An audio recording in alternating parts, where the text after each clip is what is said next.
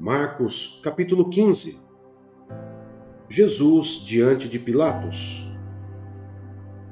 De manhã bem cedo, os chefes dos sacerdotes com os líderes religiosos, os mestres da lei e todo o sinédrio chegaram a uma decisão. Amarrando Jesus, levaram-no e o entregaram a Pilatos. "Você é o rei dos judeus?" perguntou Pilatos. "Tu dizes", respondeu Jesus. Os chefes dos sacerdotes o acusavam de muitas coisas. Então Pilatos lhe perguntou novamente: "Você não vai responder? Veja de quantas coisas o estão acusando." Mas Jesus não respondeu nada, e Pilatos ficou impressionado. Por ocasião da festa, era costume soltar um prisioneiro que o povo pedisse.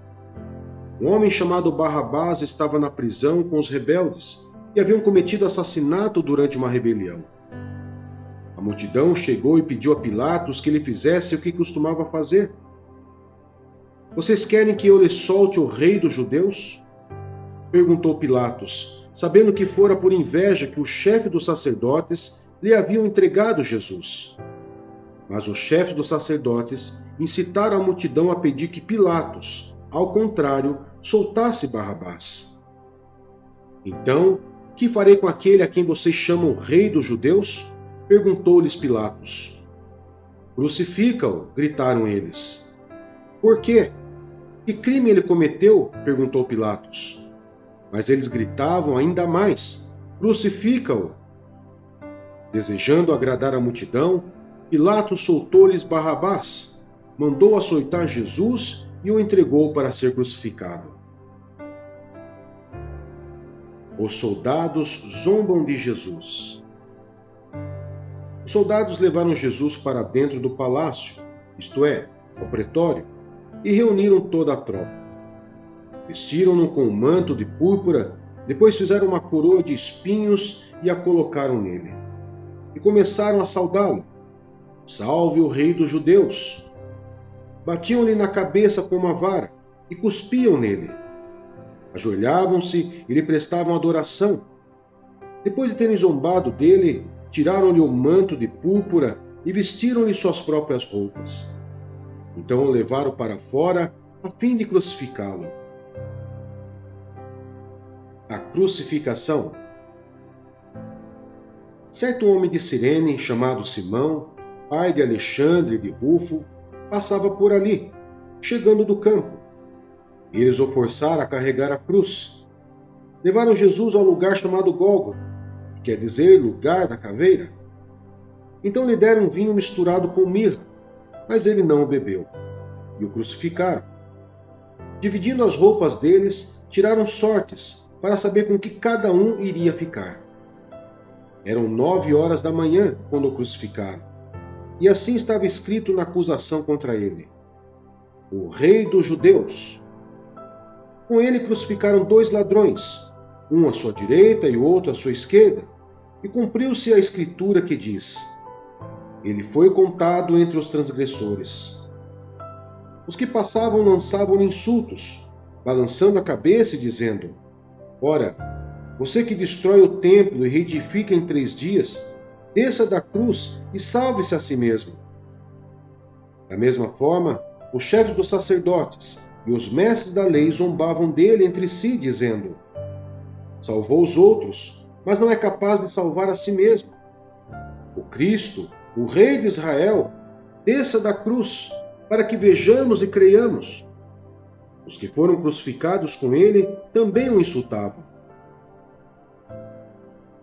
A morte de Jesus. E houve trevas sobre toda a terra, do meio-dia às 3 horas da tarde. Por volta das 3 horas da tarde, Jesus bradou em alta voz: "Eloi, Eloi, lama sabachthani", que significa: meu Deus, por que me abandonaste?" Quando alguns dos que estavam presentes ouviram isso, disseram: "Ouçam, ele está chamando Elias." Um deles correu, embebeu uma esponja em vinagre e colocou-a na ponta da vara e deu a Jesus para beber, e disse: "Deixem-no, vejamos se Elias vem tirá-lo daí." Mas Jesus, com um alto brado, expirou. E o véu do santuário rasgou-se em duas partes, de alto a baixo. Quando o centurião que estava em frente de Jesus ouviu o seu brado e viu como ele morreu, disse: realmente este homem era o Filho de Deus. Algumas mulheres estavam observando de longe. Entre elas estavam Maria Madalena, Salomé e Maria, mãe de Tiago, o mais jovem, e de José. Na Galiléia elas tinham seguido e servido a Jesus. Muitas outras mulheres que tinham subido com ele para Jerusalém também estavam ali. O sepultamento de Jesus. Era o dia da preparação, isto é, a véspera do sábado. José de Arimateia, membro de destaque do Sinédrio, que também esperava o reino de Deus, dirigiu-se corajosamente a Pilatos e pediu o corpo de Jesus. Pilatos ficou surpreso ao ouvir que ele já tinha morrido. Chamando o centurião, perguntou-lhe se Jesus já tinha morrido. Sendo informado pelo centurião, entregou o corpo a José. Então José comprou um lençol de linho, baixou o corpo da cruz, envolveu-o no lençol e o colocou num sepulcro cavado na rocha. Depois, fez rolar uma pedra sobre a entrada do sepulcro. Maria Madalena e Maria, mãe de José, viram onde ele fora colocado. Romanos capítulo 15. Nós que somos fortes, devemos suportar as fraquezas dos fracos e não agradar a nós mesmos. Cada um de nós deve agradar ao seu próximo para o bem dele, a fim de edificá-lo. Pois também Cristo não agradou a si mesmo. Mas, como está escrito, os insultos daqueles que te insultam caíram sobre mim. Pois tudo o que foi escrito no passado foi escrito para nos ensinar, de forma que por meio da perseverança e do bom ânimo procedente das Escrituras, mantenhamos a nossa esperança. O Deus que concede perseverança e ânimo, dê-lhes um espírito de unidade, segundo Cristo Jesus, para que com um só coração e uma só voz glorifique ao Deus e Pai de nosso Senhor Jesus Cristo. Portanto, aceitem-se uns aos outros, da mesma forma que Cristo os aceitou, a fim de que vocês glorifiquem a Deus. Pois eu lhes digo que Cristo se tornou servo dos que são da circuncisão, por amor à verdade de Deus, para confirmar as promessas feitas aos patriarcas, a fim de que os gentios glorifiquem a Deus por sua misericórdia, como está escrito: por isso eu te louvarei. Entre os gentios, cantarei louvores ao teu nome. E também diz: cantem de alegria, ó gentios, com o povo dele. E mais: louvem o Senhor todos vocês gentios, cantem louvores a ele todos os povos. E Isaías também diz: brotará a raiz de Jessé, aquele que se levantará para reinar sobre os gentios. Estes colocarão nele a sua esperança. E o Deus da esperança os enche de toda alegria e paz, por sua confiança nele, para que vocês transbordem de esperança pelo poder do Espírito Santo. Paulo, ministro dos gentios. Meus irmãos, eu mesmo estou convencido de que vocês estão cheios de bondade e plenamente instruídos, sendo capazes de aconselhar-se uns aos outros. A respeito de alguns assuntos, eu lhes escrevi com toda franqueza, principalmente para fazê-los lembrar-se novamente deles. Por causa da graça que Deus me deu, de ser um ministro de Cristo Jesus para os gentios, com o dever sacerdotal de proclamar o Evangelho de Deus, para que os gentios se tornem uma oferta aceitável a Deus, santificados pelo Espírito Santo. Portanto, eu me glorio em Cristo Jesus, em meu serviço a Deus. Não me atrevo a falar de nada, exceto daquilo que Cristo realizou por meu intermédio, em palavra e em ação, a fim de levar os gentios a obedecerem a Deus, pelo poder de sinais e maravilhas e por meio do poder do Espírito de Deus. Assim, desde Jerusalém e arredores, até o Ilírico, proclamei plenamente o Evangelho de Cristo. Sempre fiz questão de pregar o Evangelho onde Cristo ainda não era conhecido, de forma que não estivesse edificando sobre alicerce de outro. Mas antes, como está escrito, hão de vê-lo aqueles que não tinham ouvido falar dele, e o entenderão aqueles que não o haviam escutado. É por isso que muitas vezes fui impedido de chegar até vocês. Paulo planeja visitar a igreja em Roma. Mas agora, não havendo nestas regiões nenhum lugar em que precise trabalhar, e visto que há muitos anos anseio vê-los, planejo fazê-lo quando for à Espanha. Espero visitá-los de passagem e dar-lhes a oportunidade de me ajudarem em minha viagem para lá, depois de ter desfrutado um pouco da companhia de vocês.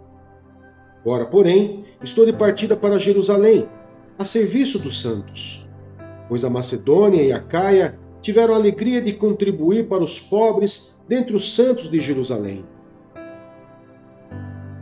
Tiveram prazer nisso e de fato são devedores aos santos de Jerusalém, pois se os gentios participaram das bênçãos espirituais dos judeus, devem também servir aos judeus com os seus bens materiais. Assim, depois de completar essa tarefa e de ter a certeza de que eles receberam esse fruto, irei à Espanha e visitarei vocês de passagem. Sei que quando for visitá-los, irei na plenitude da bênção de Cristo. Recomendo-lhes, irmãos, por nosso Senhor Jesus Cristo e pelo amor do Espírito, que se unam a mim em minha luta, orando a Deus em meu favor. Orem para que eu esteja livre dos descrentes da Judéia e que o meu serviço em Jerusalém seja aceitável aos santos, de forma que, pela vontade de Deus, eu os visite com alegria e, juntamente com vocês, desfrute de um período de refrigério. O Deus da paz seja com todos vocês. Amém. Gênesis, capítulo 45. José revela a verdade. A essa altura, José já não podia mais conter-se diante de todos os que ali estavam, e gritou: façam sair a todos. Assim, ninguém mais estava presente quando José se revelou a seus irmãos.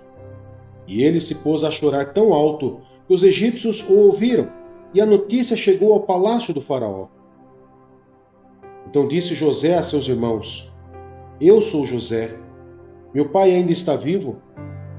Mas os seus irmãos ficaram tão pasmados diante dele que não conseguiam responder-lhe. Cheguem mais perto, disse José a seus irmãos. Quando eles se aproximaram, disse-lhes: eu sou José, seu irmão, aquele que vocês venderam ao Egito.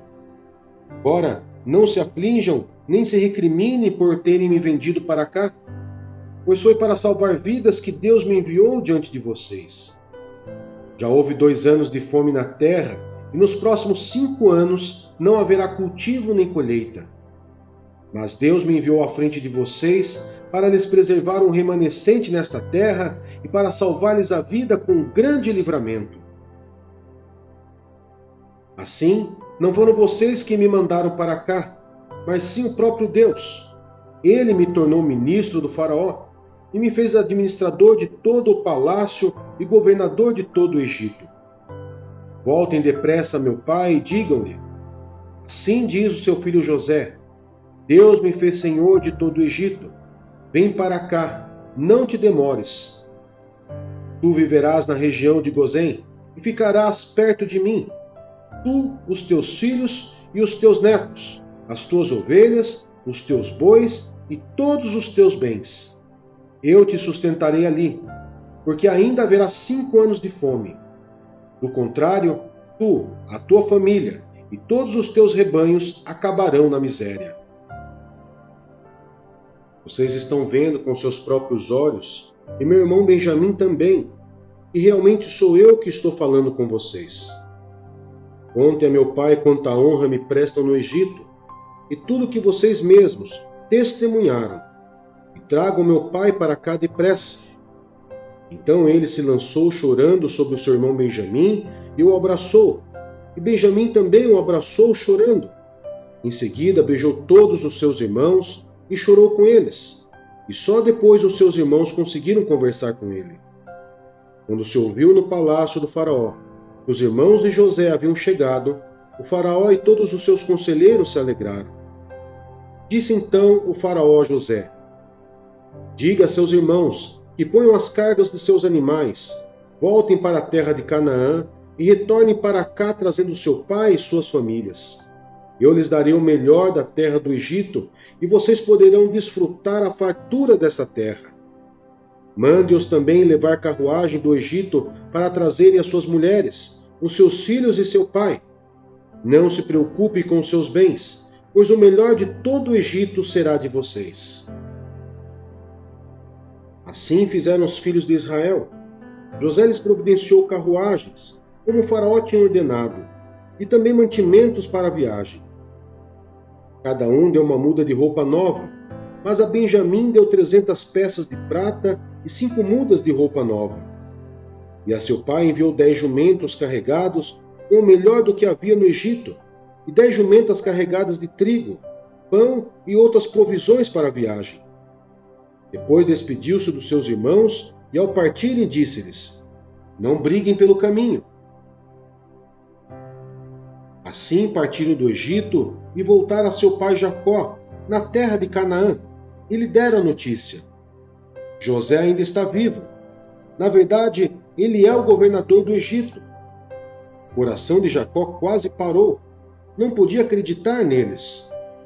Mas quando lhe relataram tudo o que José lhes dissera, e vendo Jacó, seu pai, as carruagens que José enviara para buscá-lo, seu espírito reviveu. Israel disse: basta, meu filho José ainda está vivo. Irei vê-lo antes que eu morra. Jó, capítulo 11. Zofar. Então Zofar de Naamate respondeu: ficarão sem respostas todas essas palavras? Irá confirmar-se o que esse tagarela diz?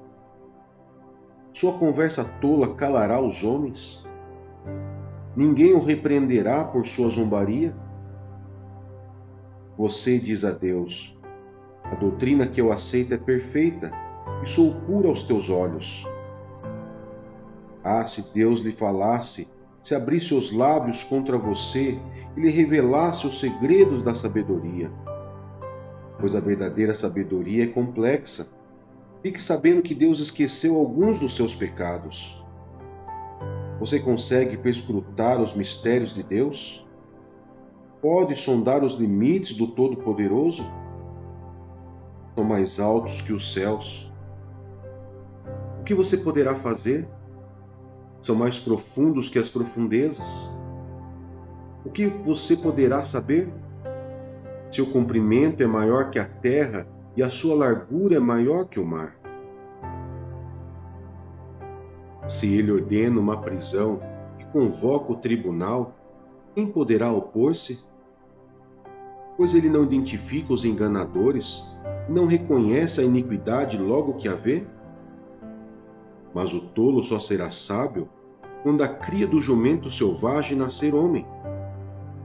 Contudo, se você lhe consagrar o coração e estender as mãos para ele, se afastar das suas mãos o pecado e não permitir que a maldade habite em sua tenda, então você levantará o rosto sem envergonhar-se, será firme e destemido.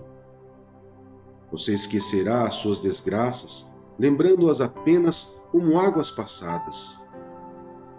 A vida será mais refulgente que o meio-dia, e as trevas serão como a manhã em seu fulgor.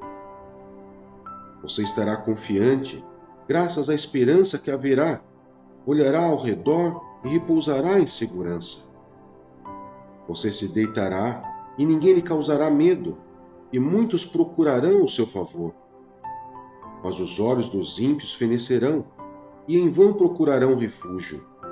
O suspiro da morte será a esperança que terão.